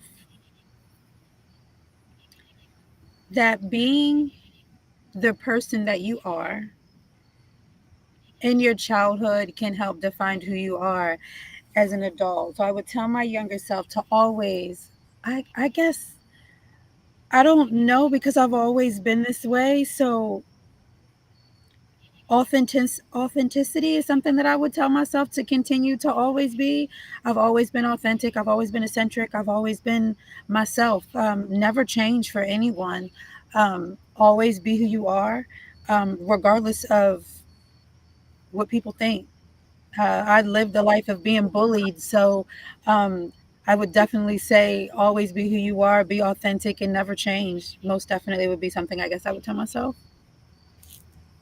Awesome, awesome. And Lee. I would tell my younger self that I'm not broken, that I'm becoming.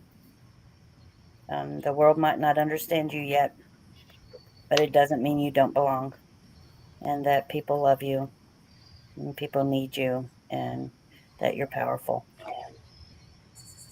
That's That's it. what's up. I like that. Thank you.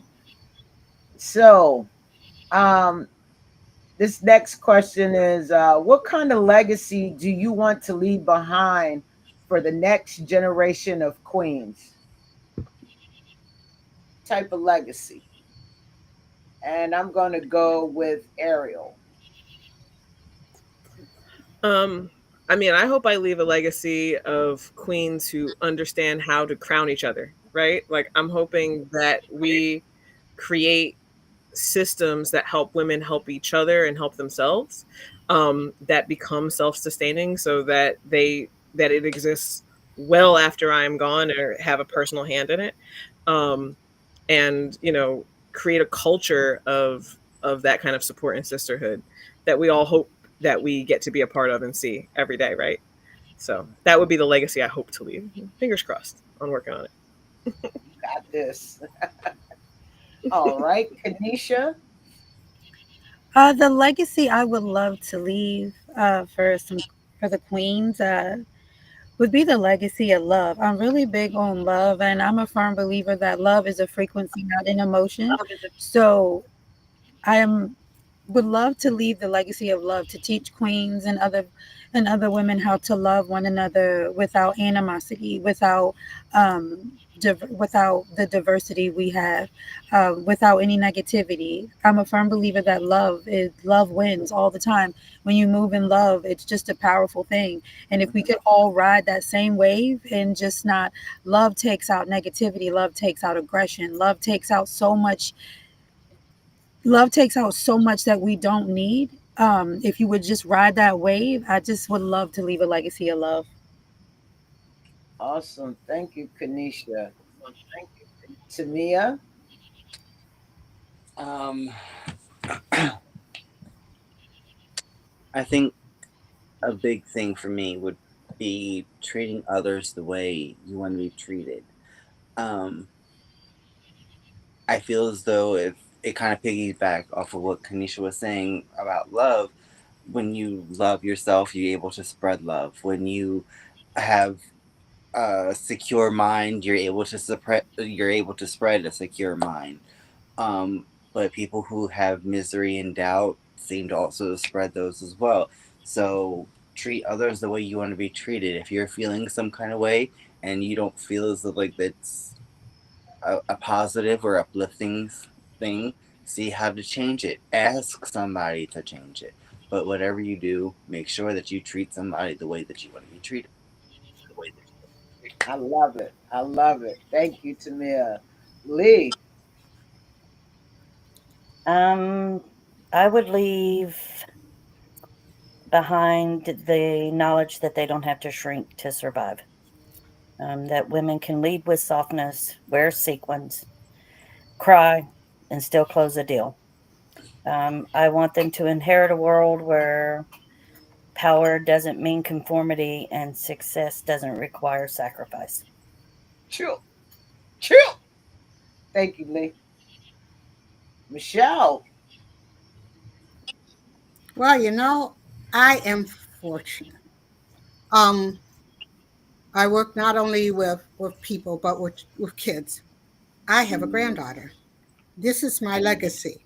And through her and others that I do, I want to have a world where her legacy is that she can be as happy playing with her Tonka trucks as she can with her dolls, that she can want to be and can be a hairdresser, an astronaut, a doctor, or a writer, that she can read whatever books she wants because they won't be banned and she can learn from them, and that she will, and now she uses she.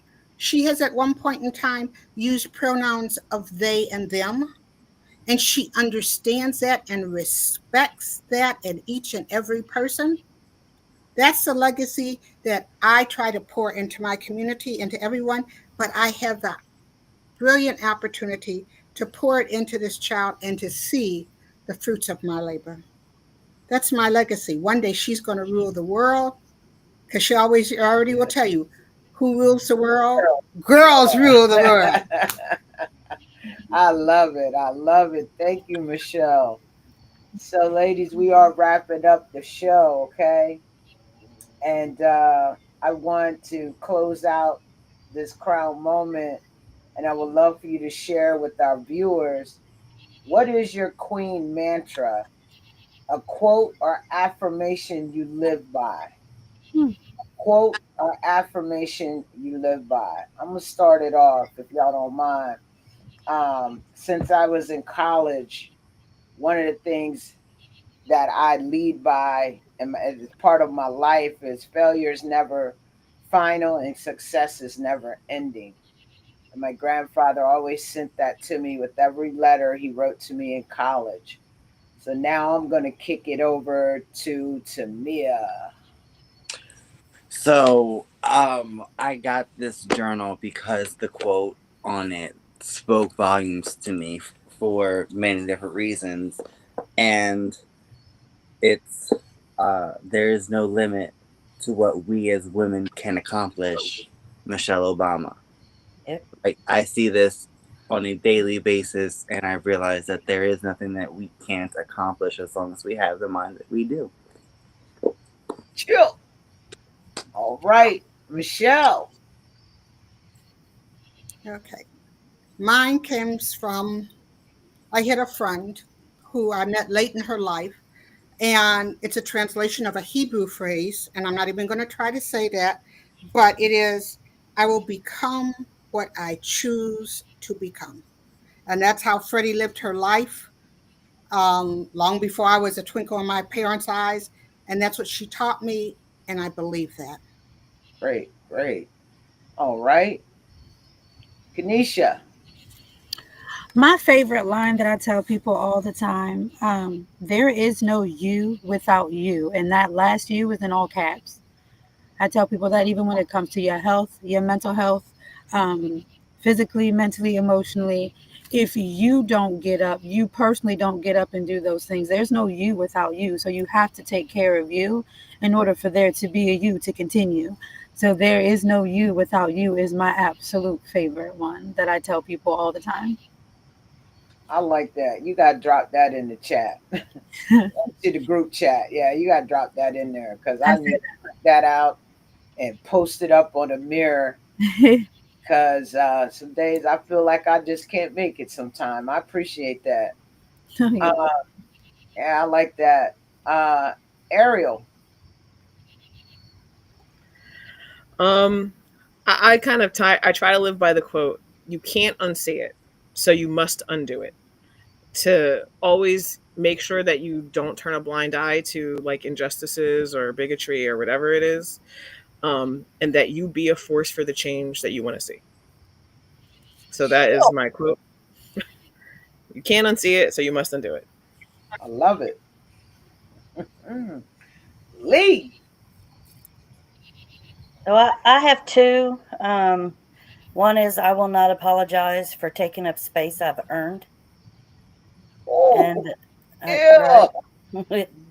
And the second one is I'm the storm they warned you about, but I'm the rainbow at the end too. Mm. Mm-hmm. Woo, Mm-hmm. I like that. Yeah, drop those. Y'all drop those mantras in the group chat, please.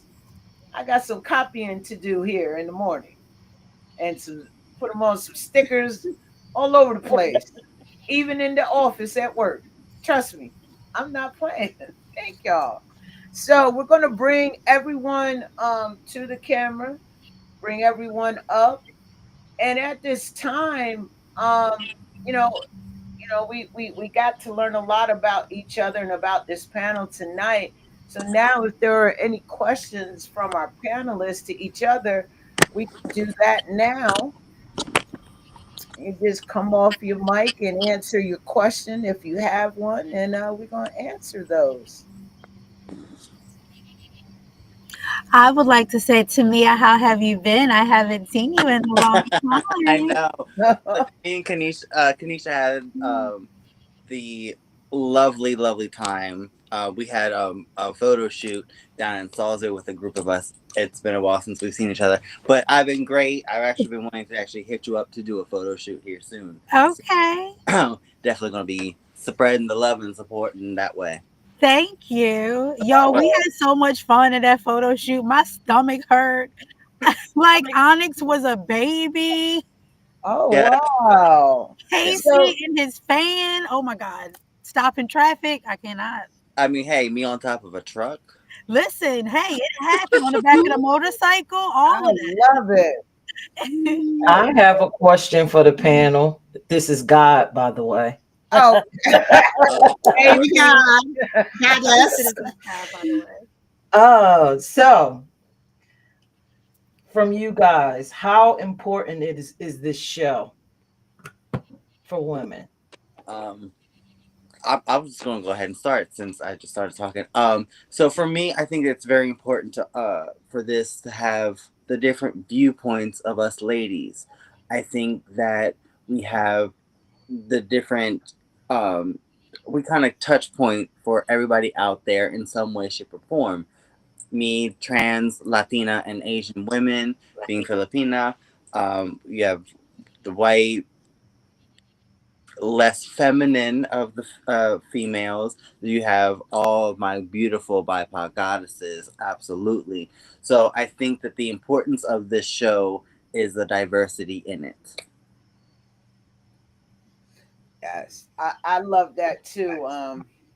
Yeah, I think to me, hit it on the nail for me. Ariel. Yeah, I was gonna say for me, I love the diversity of it because I feel like you get to sit in echo chambers sometimes, right? As you try to protect your peace by Mhm. not being with people who are too crazy way over there. But I also love that I don't feel like anybody had any hesitation about being honest and vulnerable and answering any of these Mhm. questions. That could have said a lot about you, right? And you know, and I think that the questions also asked a lot of us to, to be honest and vulnerable with. So I appreciate everybody here being fully present and fully engaged. I think it's important for women because there is this huge conversation like who's woman enough, who's real woman. People who will look at smack and go like, oh, you want to be a no. None of us have turned in our female card, and we all have our woman card, and that's not an issue. We all have our woman card, but it's a spectrum. It's a spectrum. There's no one size fit all. And that's also the beauty of us. Look at us. We are beautiful. We are beautiful in our own way. And that's what the message needs to be to women who watch. You're somebody around here you're going to kind of sort of identify with, or maybe not, but you're beautiful. You're strong. You're a queen. Chill, Amen. chill. I Preach. think that I think that this show is very beneficial to all women, and especially like we're saying, and I said this from the very beginning when I was looking at the people that were on there and in our first group chat and things. The diversity of the women, I always say I'm your favorite ally. Like I just love like being in rooms with people and just loving on people. It's my thing. And to be able to spread love in this light as a heterosexual woman with all the other diversity is just beautiful. You get to hear other people's opinions on how other people think, and just the different perspectives is just beautiful for me. So I love it, and I think that like everyone's saying, it's going to appeal to everyone. You have all walks. You have different people to look into. You have Tamia, you have Lee, you have Michelle, you have Smack, you have everybody. You have all of us to look at. You may not like me, but you might like Tamia. You might like Tamia's voice. You may not like Tamia, but you like Michelle. I think it's just a big, diverse group of people that we'll be able to appeal to and be able to give all of our opinions and be able to open up and show our vulnerability. Yeah, I think that it's going to be neat for all of us to get to know one another as well, because none of us, I know Ariel, but And I've met Smack once, but I know Peach, so that that's what drew us all together. But I think getting to know each one of us, that's what I'm looking forward to, is a strength that you will have that I don't have, that I can learn how to have that strength because you have that strength. And because I see another woman has that strength, I can mimic and mirror that same thing, right? So we need mirroring voices out there. People need to hear the same thing. They don't need to hear that we're separated. They need to see that we're together. And I think that that's what's going to be the cool thing about this, is that we're all coming from different backgrounds. We're all coming from different areas of life and ages and stages. And I think that it just allows for us to be growing in a new way, in a new chapter of our lives. So I'm excited. One of my favorite things that I've noticed already is the candidness from each of us. We've all have a life to live, and we have no qualms about sharing those stories for those individuals out there who want to listen.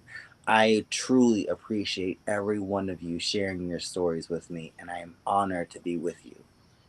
Thank you. Oh, I Thank appreciate you. you too. Same. I think we're all very relatable too. We're all very relatable. yeah. There's somebody on there, out of all of us, there's somebody that somebody can relate to. Somebody Um, can relate to one of us, to be able to get that comfort, to be able to just breathe and be like, you know what? I am not alone, especially for someone who feels alone at times. A lot of the times, I feel like this group of women can make people feel not alone, because there's so much diversity and there's so much relatability here. yes, absolutely. So, God, did Um, we answer your question, God? and God, y'all need to know that I cry a lot. So it was really hard to answer that question about my younger self. I was like, oh, geez. So I cry a lot. Y'all get prepared. I have That's tissues. okay. So I'm hormonal too because the HRT with my ass as well. So I'll be right there with you, tear for tear. Let's go. And I'm gonna be the one over here like, is everybody okay? Do we need to breathe?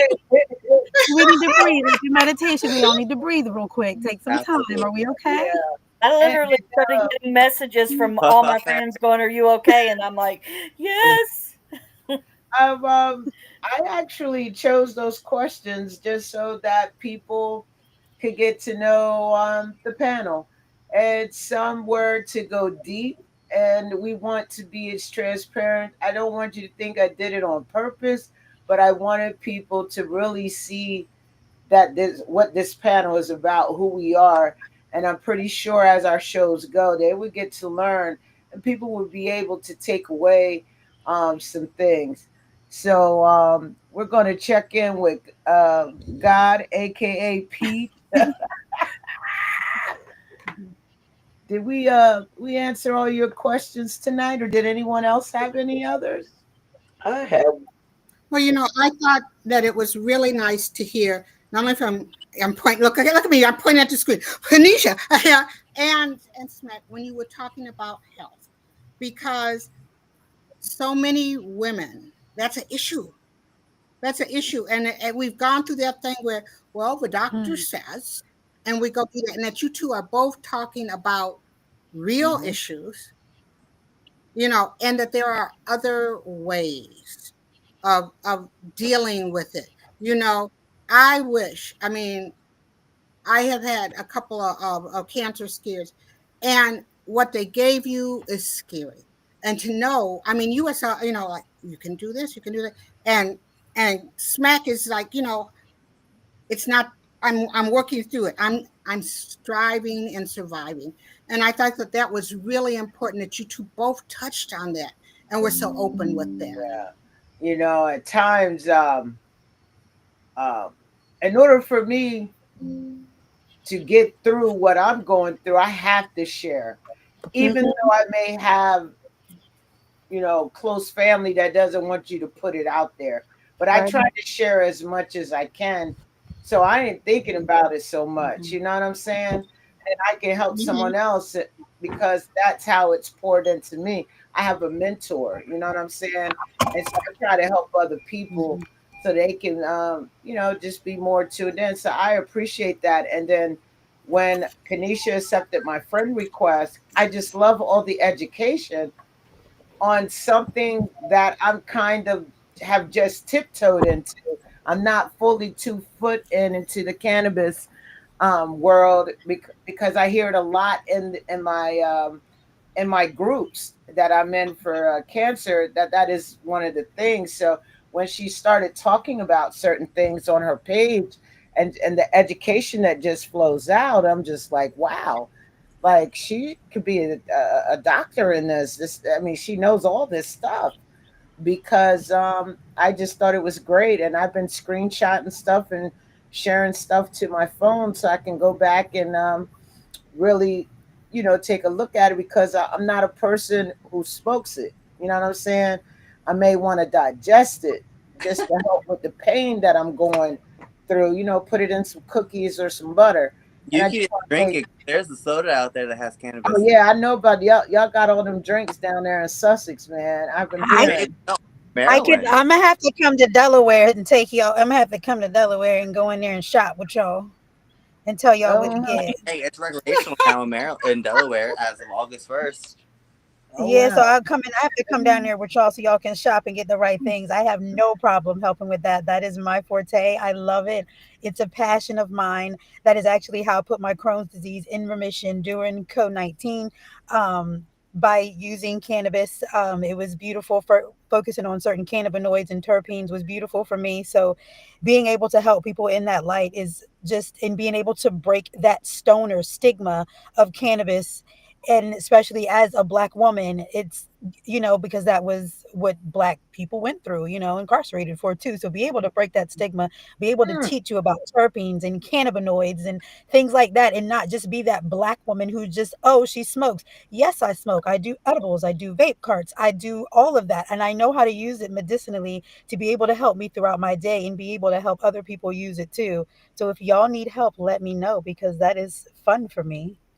And it's like I enjoy the fact that it's no longer just just weed. It's I'm not just Mhm. smoking. I'm This is my medicine. It's just a Yes, different way of taking it. Absolutely, I love that because it's I'm the same natural. way. It's ADHD, natural. very positive. I'd rather just take something holistic versus pharmaceutical. So I'm right there with you. Yes. Oh, beautiful. I appreciate y'all giving all this information. We will be back. I'm sorry, I'm supposed to have my calendar out. Sorry. Oh, Our next panel show, actually, our next panel show with all the panelists will be 18. um, on the 18th at 8 p.m. Make sure you tune in. Next Monday, the 11th, make sure you tune in as we do a debrief. I hope I'm saying it right. As we do a debrief of the show, and that will be with the CEO of H.O.P, Peach, also Angel from IME, and myself. So make sure you guys who are looking at us tonight tune in next week as we break it down, and we will see the panel back on the 18th. All right. Everyone, thank you so much. Tonight has been amazing. Thank you. Love Thank y'all. you. Love y'all. I'll make sure to have my camera right next time. Bye bye. Thank you so much for having us. All right.